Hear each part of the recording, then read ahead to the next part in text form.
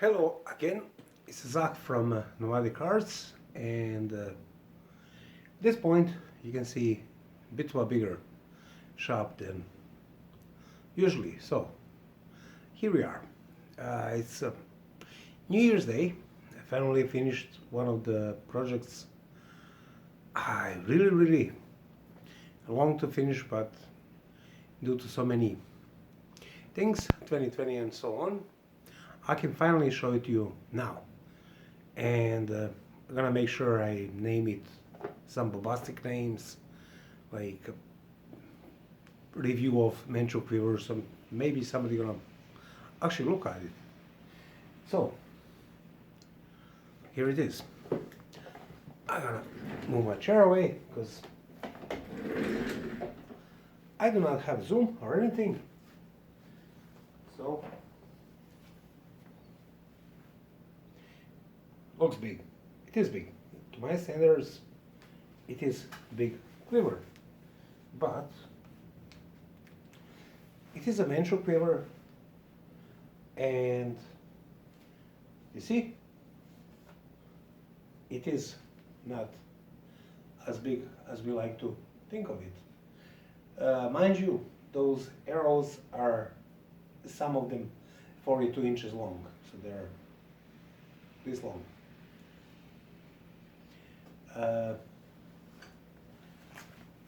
Major feature on this one is back pockets, and also the belt, very important.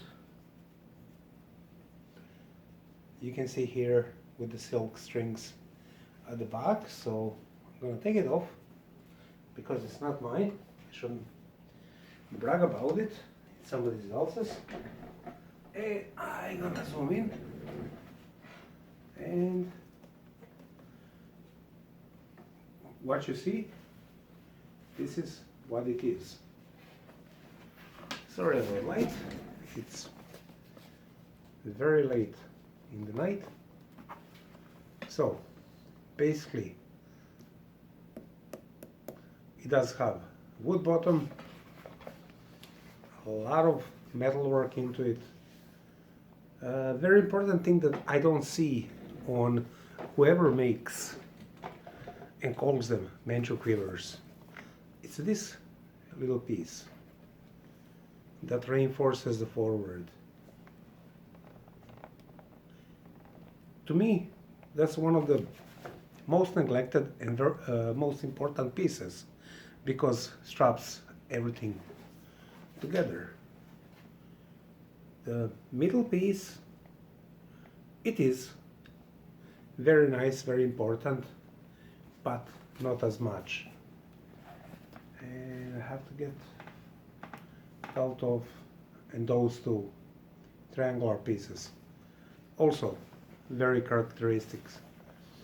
Another thing for Manchu quivers that everybody neglects are the back pockets. Reason for those are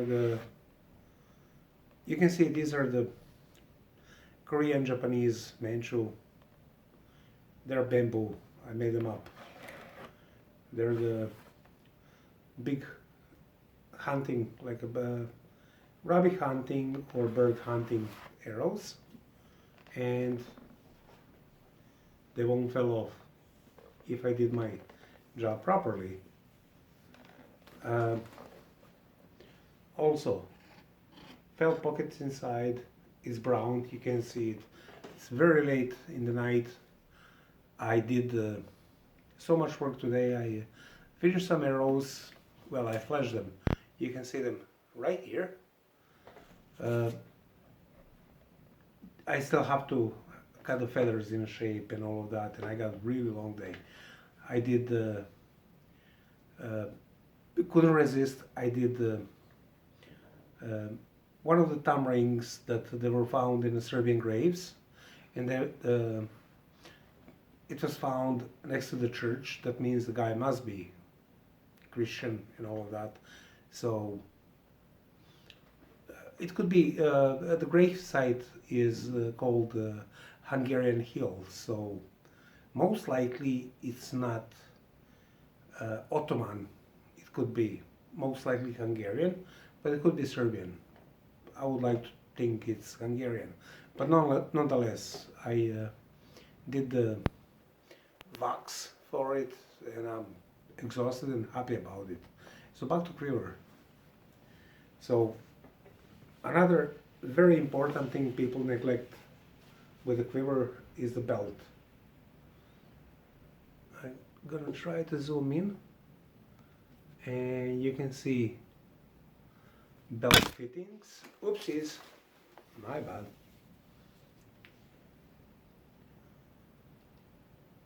I hope you can see well,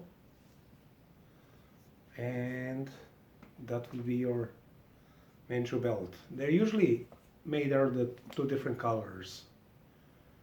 There's inside blue, outside black, because customer, he insisted on everything being black, and I insisted not everything being black because it would be just boring for me.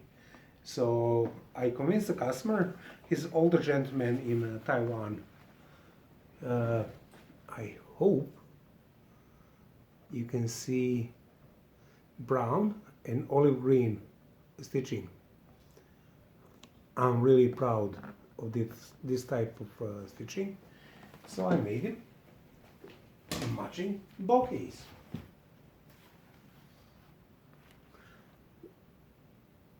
It looks kind of rough, but that was request, and that's what I had to do. Again, there's a gusset, there's a belt hook, and in this case there's no liner because customer didn't want to pay for it and I didn't want to push for it. My favorite way would be something like this with a liner, and it's a lot of stitching and all of that, which is not my favorite part, but that's a part of the job and I stick to it. And again, very simple bell hook. I should make fancy ones, and of course on the back there's an iron plate. If you get bow case without it, you got ripped off. That's my take to it. So that would be my project for the new year. I'm gonna take the arrows out because I did have questions about which leather should I use and what did you do here, what did you do there, and I don't have a time to reply on Facebook, Instagram, all those platforms and explain. So basically, here it is. So main structure leather on this is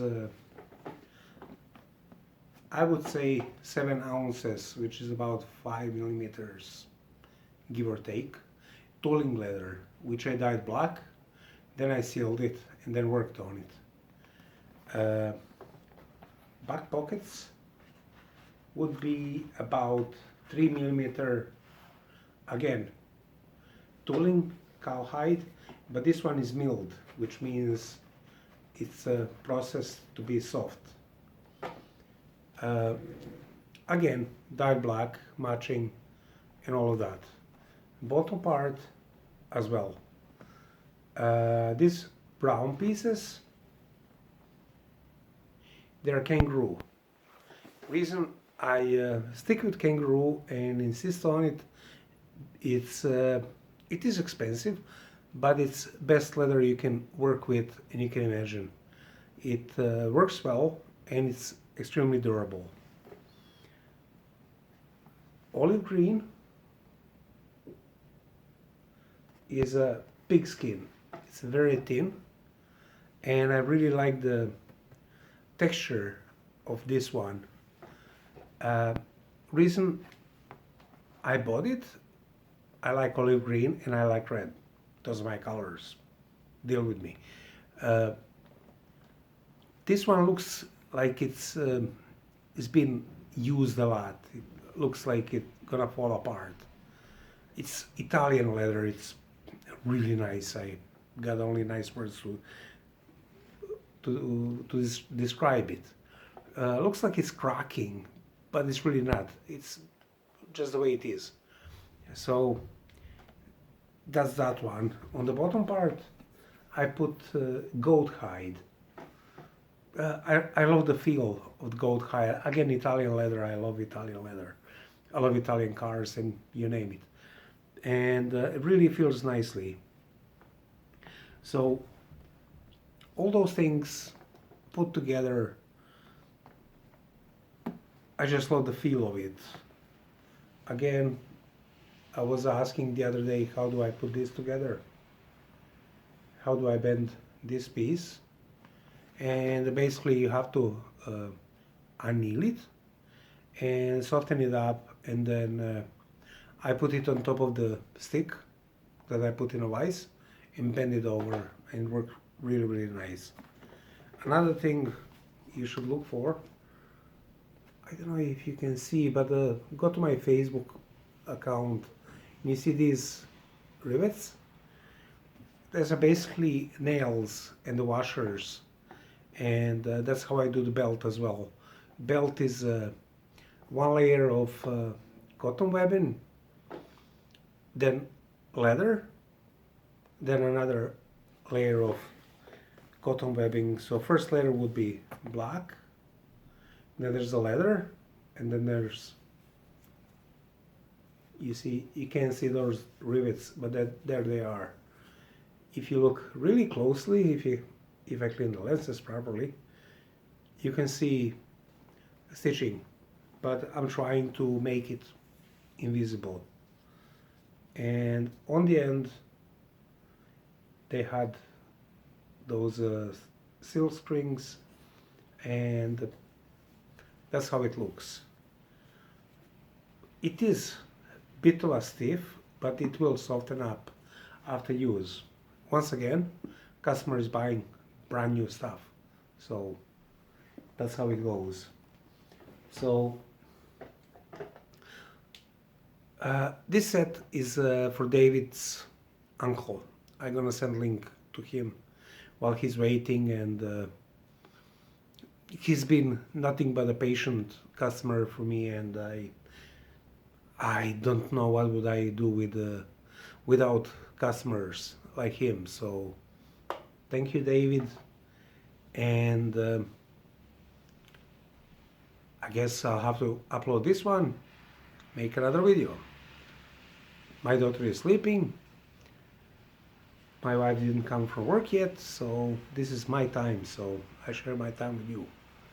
So make sure you subscribe if you didn't. Make sure you check my Patreon page. I'm starting some Ming Dynasty project.